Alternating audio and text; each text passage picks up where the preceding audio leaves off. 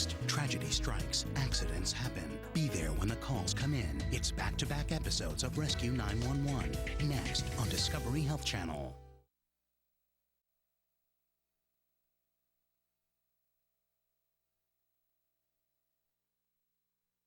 This is 911. Do you have an emergency?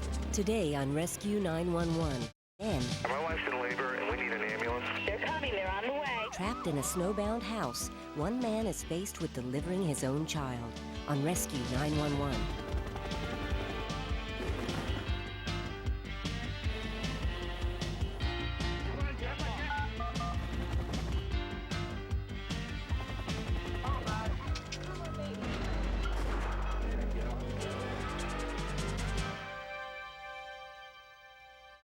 Rescue 911 continues next on Discovery Health Channel.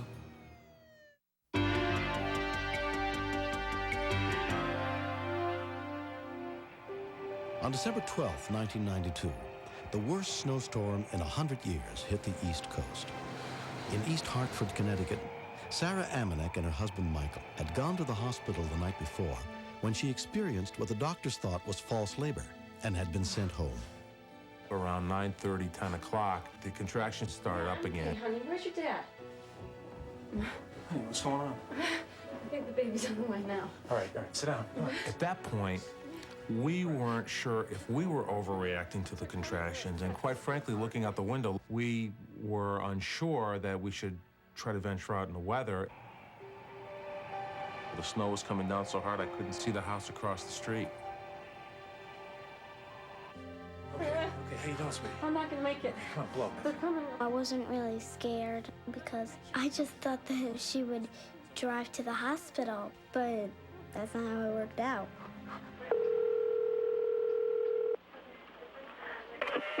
East Hartford emergency. Yeah, my wife's in labor and we need an ambulance. Okay, how many months is she into her She pregnancy? is 8 months, exactly. Okay, and your name, sir? Mike Amanek, A-M-A-N-E-K. Is this her first child? No, third. Third? Yeah. Is she bleeding or spotting? Yes, she is. East Hartford police dispatcher Wilma McKelvey took the call. Once the man on the phone told me that his wife was spotting, I knew something was going to happen soon. So I just stayed on the phone with him, coaching him, like, make sure you have a towel ready just in case.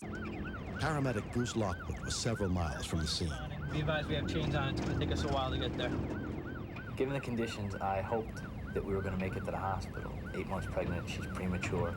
It's going to happen whether we're there or not. But if it's a bad experience, we definitely don't want him in that position having to deliver the baby. Unbelievable. Is it a boy or a girl, do you know? No, we don't know. Oh, even better. This is what gets you through it. I really didn't think she was going to have the baby here.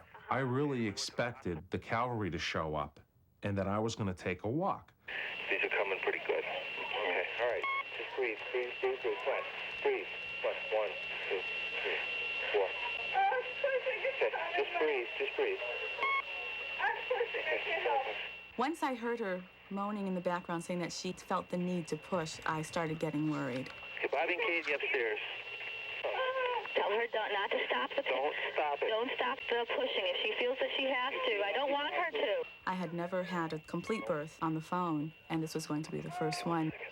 She had a cesarean the first one. Oh, gosh. She had a cesarean? The childbirth card gives us a sequence during normal childbirth. But when the man told me that his wife had had a cesarean, I was very worried because I didn't know what complications could happen. Yeah, it is coming. Baby's definitely coming. Okay, so relax. There's like a bubble coming up. Okay, do you have towels under her? Okay, when she has a contraction, I want you to place your hand against her vagina. Yep. And apply firm but gentle pressure to keep the baby's head from coming out too fast and stirring her, okay? Just put your hand there. They're coming. They're on the way. It was heavy snow, and the road conditions never really cleared up. We had trouble with traffic, and when we hit the side roads, it was like they hadn't even been plowed. Katie and Bobby, stay upstairs, okay? I was concerned about Katie and Bobby, hearing their mother in pain, knowing that this could be a dangerous situation and that they were here to witness something horrible.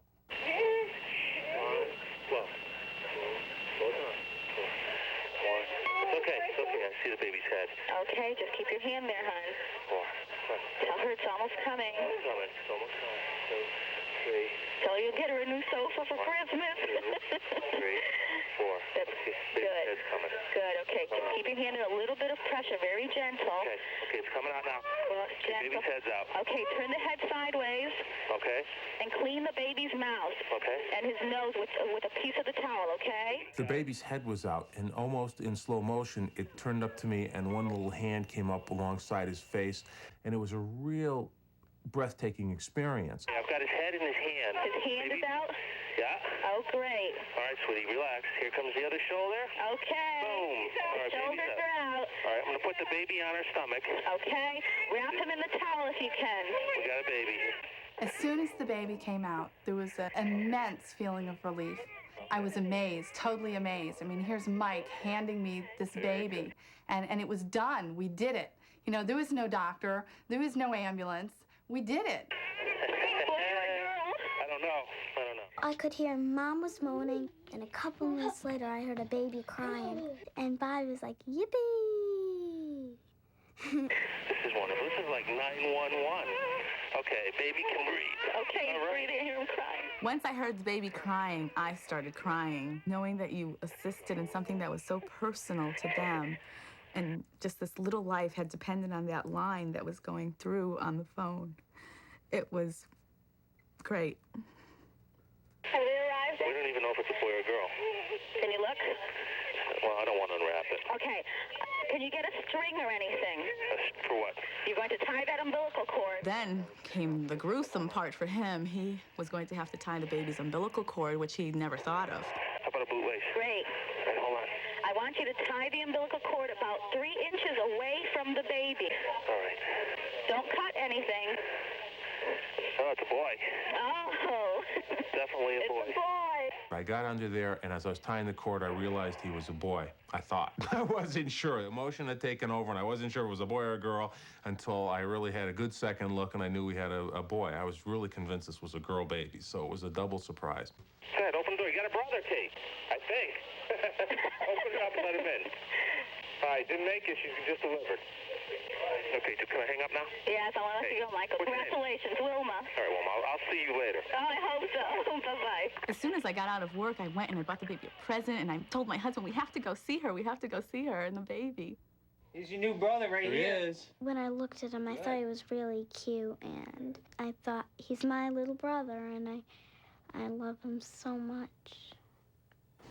Sarah and baby John were taken to the hospital, examined, and released after 2 days.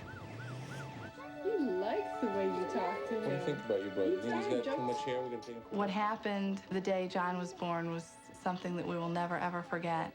Mike did great. And Katie was terrific. I think she really wanted a sister, but the second she laid eyes on that baby, it didn't matter to her that it was a boy. Let's do it.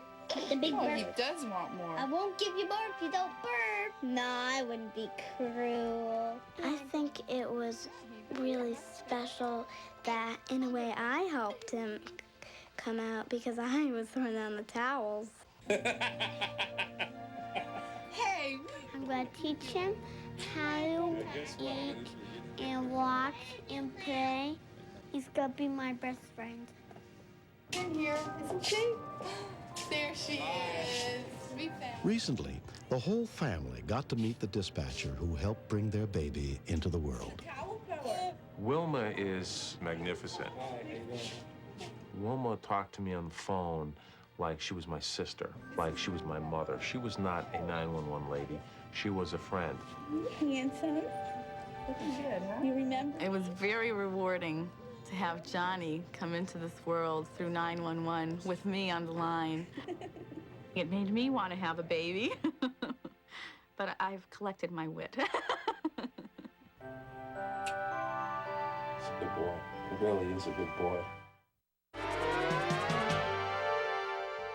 Next, step inside the command center where the calls for help are answered and meet the real-life heroes who save lives. Stay tuned for another episode of Rescue 911, next on Discovery Health Channel. Real life, medicine, miracles.